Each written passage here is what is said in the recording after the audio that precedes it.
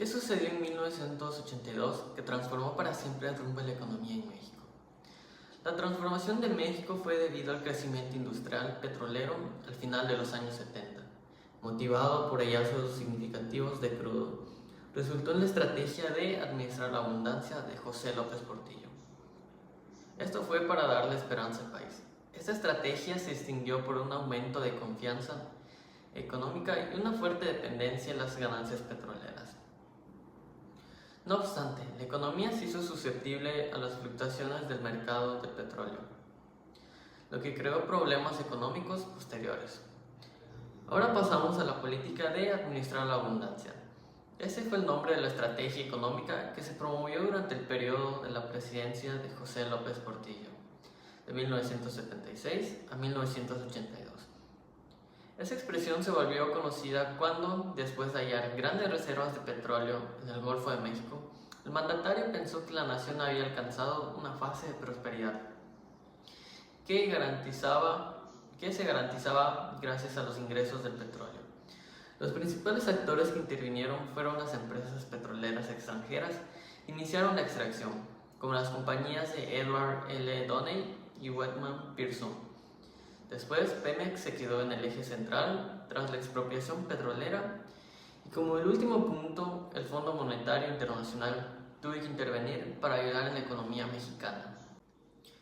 Una vez teniendo claro todo este panorama, podemos comenzar con los factores que llevaron al colapso de los auges petroleros en los años 70. Se debió a una combinación de factores incluyendo cambios en la demanda, como el crecimiento económico o la recesión, y el desarrollo de fuentes de energía alternativas y cambios en la oferta, como el aumento de la producción de quisto o rivalidades geopolíticas que llevaron a embargos o incluso a una sobreproducción. La gestión ineficiente de los ingresos petroleros y el endeudamiento externo de los países productivos también contribuyeron a la caída de estos auges. Otro motivo por el cual todo se vino abajo fue el excesivo gasto público y una independencia de ingresos inestables que generaron ciclos de crecimiento y disminución, a pesar de la ausencia de inversión en sectores como la refinación. De igual manera, la deuda externa estaba presente y tuvo un antes y después, ya que pasó de 30.000 millones a casi 75.000 millones de dólares. Una parte importante era de corto plazo, que pasó del 13% en 1978 al 30% en 1981, lo que obligaba a refinanciar constantemente. Además, la mayoría de créditos se contrató con tasas de intereses flotantes y ligadas a la LIBOR y la tasa prime de Estados Unidos, que subieron a inicios de los 80, encareciendo el pago de intereses y precipitando la crisis de 1982. Cabe mencionar que la tasa prime subió de golpe a más del 20% en 1981. La Reserva Federal implementó una política antiinflacionaria de gran rigor bajo el liderazgo de Paul Volcker, mediante el drástico aumento de la tasa de fondos federales hasta el 19% en 1981. Todo esto para controlar la inflación.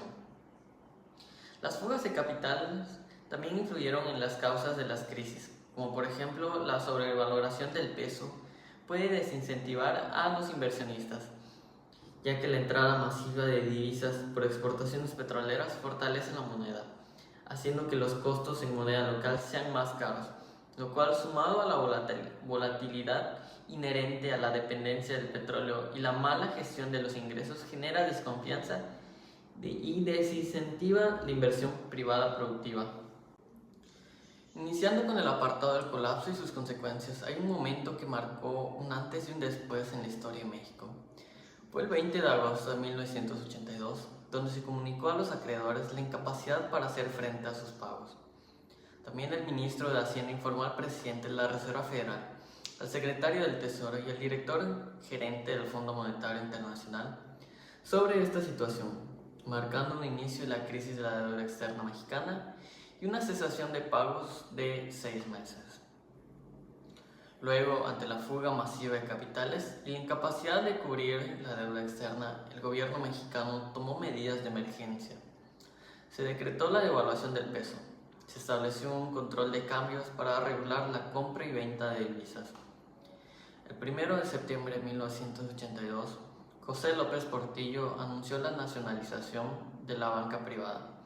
Esta decisión se justificó como una defensa de la soberanía y un freno a la especulación financiera, pero resultó polémica porque debilitó la confianza de inversionistas nacionales y extranjeros, agravando la crisis. La crisis tuvo efectos muy duros para la población. La inflación descontrolada hizo que los precios subieran sin freno, mientras que los salarios perdieron valor y muchas familias ya no podían comprar lo necesario. El desempleo aumentó y la incertidumbre se volvió parte de la vida diaria.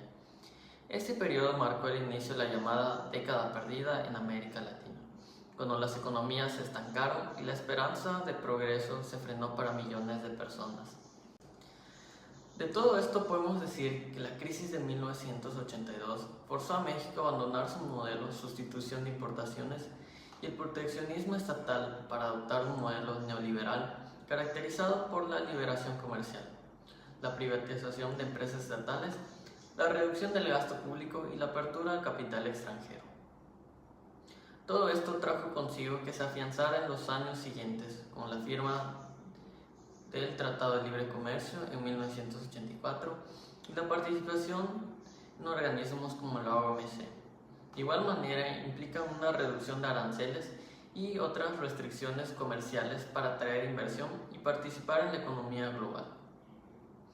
Podemos concluir el tema con el profundo análisis que la experiencia de México en los años 80 nos recuerda que ningún auge económico es eterno.